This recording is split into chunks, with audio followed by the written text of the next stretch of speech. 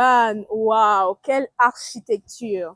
Je ne sais pas si, comme moi, tu t'es une fois posé des questions par rapport à ce musée parce que son architecture est juste incroyable. J'ai eu l'occasion de visiter l'intérieur et je vous assure, c'est un espace qui a été très bien pensé. Juste à y voir, on remarque que c'est un architecte qui a eu à faire ce joyau, qui est en réalité un joyau architectural. Et nous avons fait le déplacement jusqu'à Fumban pour visiter le musée en question. Nous avons fait la rencontre d'un prince, mais pas n'importe lequel. Et je crois que dans cette vidéo, tu auras l'exclusivité de tout ce qu'il faut connaître par rapport à cette architecture qui se trouve juste derrière. Alors, je voudrais que tu prêtes une oreille très, très attentive.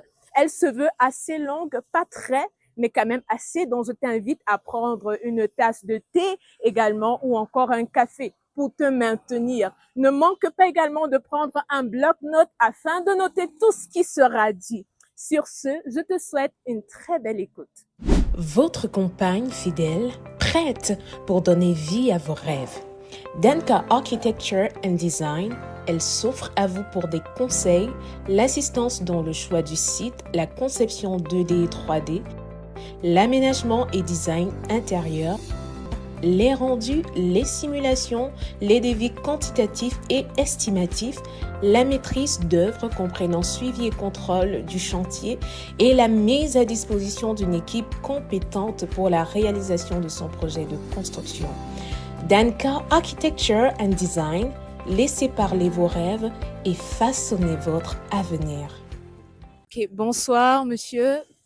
Merci énormément de nous avoir reçus. Merci également pour la visite qui était vraiment fabuleuse. Nous avons visité beaucoup d'endroits, nous avons vu un ensemble d'espaces et même l'histoire de la zone qui est vraiment extraordinaire. Et sincèrement, nous tenons à vous dire grandement merci. Par la suite, merci également parce que vous avez accepté vous prêter au jeu de l'interview. Nous allons poser quelques questions et nous savons bien évidemment que nous allons recevoir des réponses assez pertinentes. Déjà, est-ce que vous pouvez vous présenter pour des personnes qui ne vous connaissent pas encore? Allez, merci aussi de vous recevoir chez nous, chez vous, dans le royaume Bamoun. Je me présente, je suis le prince Seoud Pepunandjoya. Je suis le fils du 18e roi de la dynastie Bamoun. Merci. Présentement, je suis à Fumban. Ok, merci beaucoup.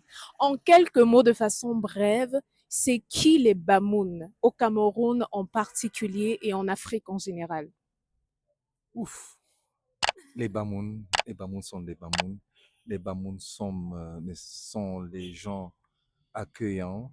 Les Bamoun sont des gens, n'est-ce pas, gentils. Les Bamoun sont des gens. Enfin, comme je disais tout à l'heure, chez les Bamoun, vous êtes chez vous. Il n'y a pas Ok. quelque chose, il n'y a pas mieux de dire. Chez les Bamoun, vous êtes chez vous. Ok. Merci bien, nous sommes chez nous, chez les Bamoun. Mais en fait, de façon précise, c'était comme avoir l'historique des Bamoun. OK. Pour l'historique des Bamoun, les Bamoun sont, n'est-ce pas, les petits-fils des Tikar. Hmm. Nous venons de la plaine Tikar en montant. Les fils du roi Tikar, il y avait trois. Le Fombam, qui est dans la zone de Mbam. Hmm. Fonso, la Ngwonso, qui était la seule fille parmi les princes. Et puis un Charréen qui vient fonder, n'est-ce pas, la dynastie du Bamoun. Wow, merci beaucoup. Et maintenant, j'aimerais vraiment comprendre. Généralement, on parle des chefs dans d'autres cultures, mais l'autorité suprême chez les Bamoun, c'est un sultan ou le roi. Pourquoi sultan, pourquoi roi et non chef comme dans les autres cultures? Ça, c'est une très belle question. Le sultan, comme vous savez, appartient, n'est-ce pas, ou gouverne, n'est-ce pas, le pays où l'islam prône. L'échec, c'est l'étude. On n'est pas né chèque. On est, et puis on apprend, on a le titre du chèque. Or, le sultan est sultan parce qu'il gouverne, n'est-ce pas, tous ceux-là, les chèques, les imams, c'est le roi qui est au-dessus de ceux-là. On l'appelle généralement Amir ou Moulmin, c'est-à-dire que le suprême, voilà, c'est lui qui gère l'islam dans le monde. C'est le roi. Ok, merci beaucoup. C'est vraiment très bon à savoir. Et également, que représente le roi? Vraiment, le roi 20e, comme il faut le dire, le roi 20e, ça c'est un diminutif. De dire le roi Bombo Forifoum Nabil, quand on dit le roi 20, on sait que c'est lui. Le roi 20, nous devons dire c'est un grand roi, c'est un jeune roi et c'est un grand roi. Dieu nous l'a donné et c'est un profit pour la jeunesse parce que par rapport à sa jeunesse, et nous sommes sûrs qu'il durera aussi longtemps que son grand-père, que son père, au profit des Bamoun. C'est un roi et qui aime beaucoup son peuple et que son peuple l'aime, l'adore aussi. Voilà. Ok, merci beaucoup. Et quelle est l'histoire cachée derrière le palais et son importance pour le peuple Bamoun en général? Le palais royal, c'est la maison des Bamoun. Le roi est en quelque sorte comme le chef de l'État qui vit, n'est-ce pas, au palais de l'unité. Mais vivant au palais de l'unité, il y a les critères pour vivre au palais de l'unité. Le roi dans le royaume qui n'appartient pas à la famille princière, mais appartient plutôt au peuple, Bamoun en général. Hein? La seule différence, c'est quoi? C'est-à-dire que c'est que le roi doit sortir dans la famille royale. Ce n'est pas par élection comme ailleurs pour arriver, n'est-ce pas, pour habiter le palais de l'unité, il faut y aller par élection. Ici, il faut être natif et fils du roi. Donc, c'est une succession verticale qui va de père en fils. Merci. Ok, merci beaucoup. Merci véritablement. Donc, si je comprends bien, ne peut accéder au trône si je ne fais pas partie de la lignée royale. Exactement. Ok, on voudrait également connaître quelle est la symbolique des éléments architecturaux qu'on retrouve sur le musée, notamment le serpent et l'araignée. Ok, ça c'est une question vraiment très importante parce que si vous partiez d'ici sans vouloir savoir qu'est-ce que c'est que le serpent à deux têtes, c'est que vous n'êtes pas venu dans le royaume. Contrairement, n'est-ce pas, aux traductions des X et des X, le serpent à deux têtes symbolise la puissance dans le royaume Bamoun. Le royaume Bamoun est un royaume guerrier, l'homme Bamoun est un guerrier. Le 11e roi, guerrier de son état, son plaisir c'était la guerre.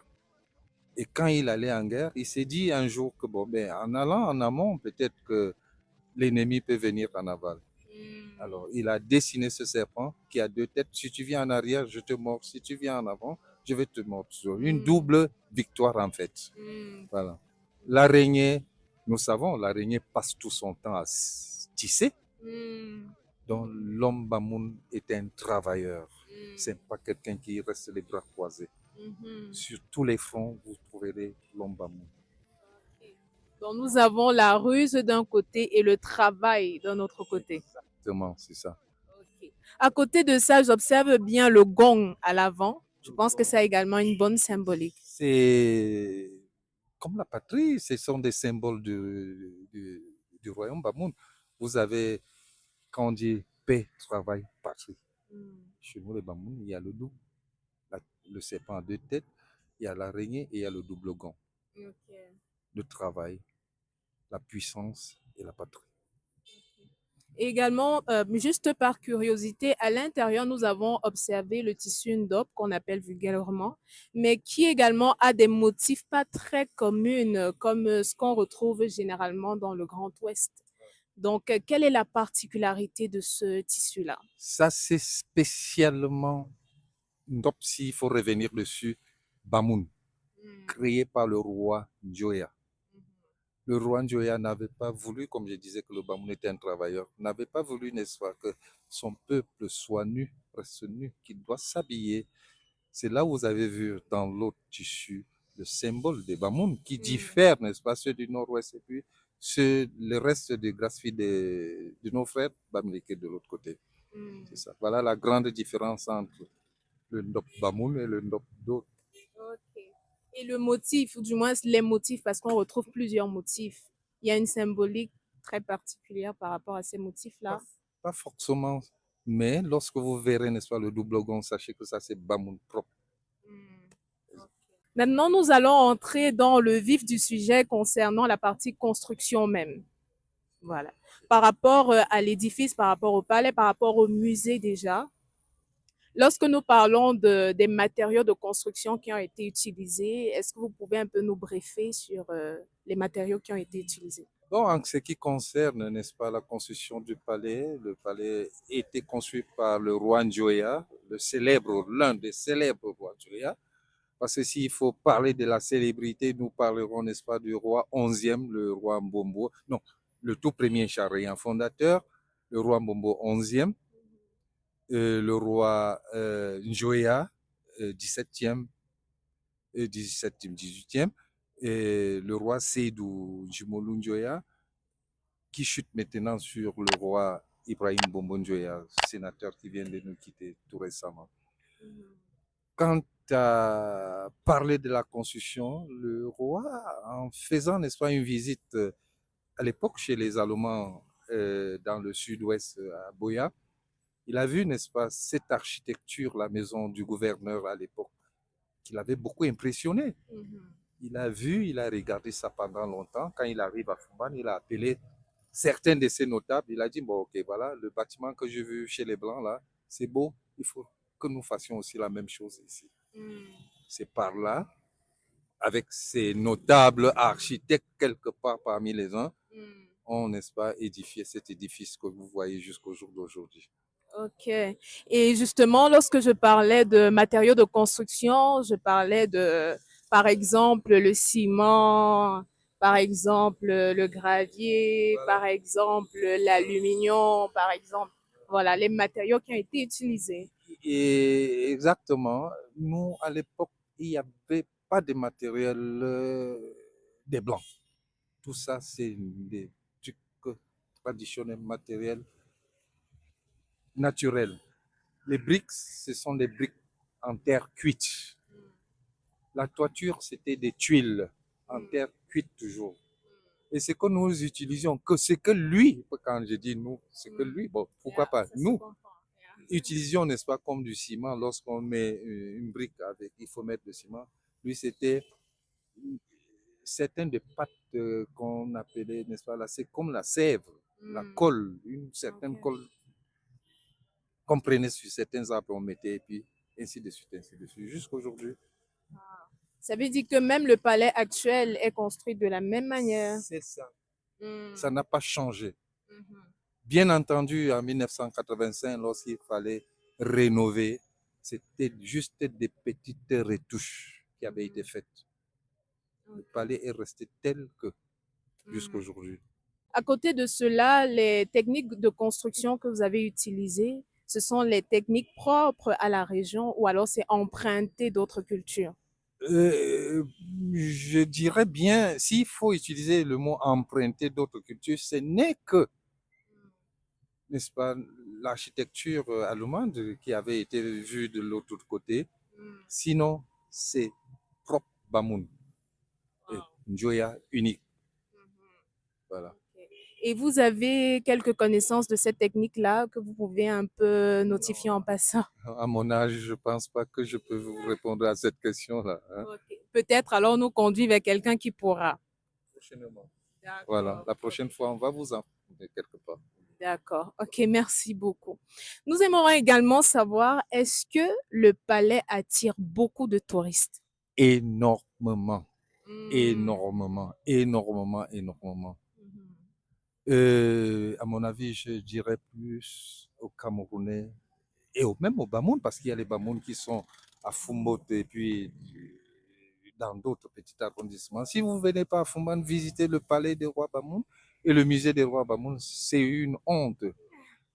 Car ceux qui partent des milliers de kilomètres pour venir uniquement, ils atterrissent à Douala, ils empruntent une voiture en location pour le musée des rois Bamoun et le palais des rois Bamoun. Ils repartent pour leur vol pour la Ceux-là ne doivent pas connaître mieux que nous qui sommes sur place. Exactement. C'est ça. Merci. Et par mois, en un mois, on peut avoir combien de touristes par là? Bon, si je n'abuse pas par mois, je dirais plutôt par semaine. Par semaine, on n'a pas moins de 60, 50 à 100 Ok. par semaine. Mhm. S'il faut aller maintenant au mois, nous sommes peut-être dans les 400, 500. Hein. Waouh. Il n'y a que les saisons qui dérangent. En saison sèche, ça serait encore très grave parce que rien n'empêchera le touriste pour qu'il arrive à Fuman. Yes. Ok, exactement. À côté de cela, quel est l'impact du tourisme dans la région ou même encore pour le peuple Bamoun, quel est l'impact du tourisme? Bon, l'impact du tourisme, c'est culturel, c'est économique. Quand le touriste vient, un, c'est découvrir le royaume Bamoun, voir sa richesse, et de deux, c'est les objets d'art, parce que Fuman, c'est vraiment une grande capitale d'art ici. C'est la cité des arts, comme vous entendez. Il ne manquera pas à trouver ce qu'il pourra ramener chez lui pour s'en souvenir beaucoup davantage. Est-ce qu'il y a un projet d'extension du musée? Est-ce qu'il y a une rénovation à faire pour rendre davantage attractif ou alors c'est un bâtiment qui va perdurer, idem, donc ce sera intact et même avec le temps, on viendra trouver les mêmes traits, le même bâtiment, la même forme telle qu'elle? Voilà, c'est une question pas difficile, mais c'est une question très, très, très, très importante parce que ce musée que vous avez vu, créé, construit, maître d'œuvre, le sultan roi Ibrahim Bombondjoya, ça ne changera pas. Et les objets qui sont à l'intérieur ne changeront jamais. Il faudrait, par l'appel de Dieu, que le Tout-Puissant puisse appeler le monarque actuel pour que nous trouvions, n'est-ce pas, d'autres objets nouvelles. Voilà. Non, mais sinon, la forme du bâtiment en soi ne va jamais changer. Forme, je crois que nulle part ailleurs nous trouverons un musée pareil. Ça veut dire qu'avec le temps, même les touristes vont se fatiguer. Ah, on connaît déjà ça. Non, ils ne vont jamais, jamais. Parce que vous êtes venu aujourd'hui, demain ça vous plaira, et après-demain ça vous plaira toujours. Mais généralement, on veut un nouveau, on Non, veut non, découvrir de nouvelles choses. C'est ça la nature humaine aussi. est vrai, il faut des choses nouvelles, mais dommage. C'est un choix. D'accord. Merci beaucoup. Et qu'est-ce que vous pouvez dire, parce que nous sommes au terme de l'interview, qu'est-ce que vous pouvez dire à vos frères, nos frères Bamoun, qui se retrouvent un peu partout dans le monde en langue Bamoun? S'il faut que je parle en langue bamoun, je dirais que Ponterru, franchement, et Anta Ami, Peperaru, Ngoyun, Mentem Malo, Kunjun Shimbin, Towi, Injun Yuapa, Ti Shundapuna. Yua apati ngona ayuyun, Bayu, Bumbampu, Tuanunjun, Mopramayu, Bensasa, Nipu. Voilà. Ok, merci beaucoup. Et la traduction pour les frères d'à côté? Bon, la traduction en français, qu'est-ce que je voulais dire? Je voulais dire que mes frères Bamoun, venez rendre visite, n'est-ce pas, au palais des rois Bamoun, au musée des rois Bamoun. C'est votre musée, c'est votre palais. N'attendez pas que l'étranger vienne voir pour vous expliquer ce qu'il y a chez vous. Voilà, c'est ça. Merci énormément. Merci pour le temps consacré, ce sacrifice. En fait, même sous la pluie, nous vous remercions grandement et nous vous souhaitons une très belle soirée. Merci, merci. Nous aussi, nous sommes très heureux de vous accueillir chez nous, chez vous, comme je l'ai dit tout à l'heure. Et que le Seigneur vous raccompagne. Et à la très prochaine fois, quoi. Merci bien. Merci.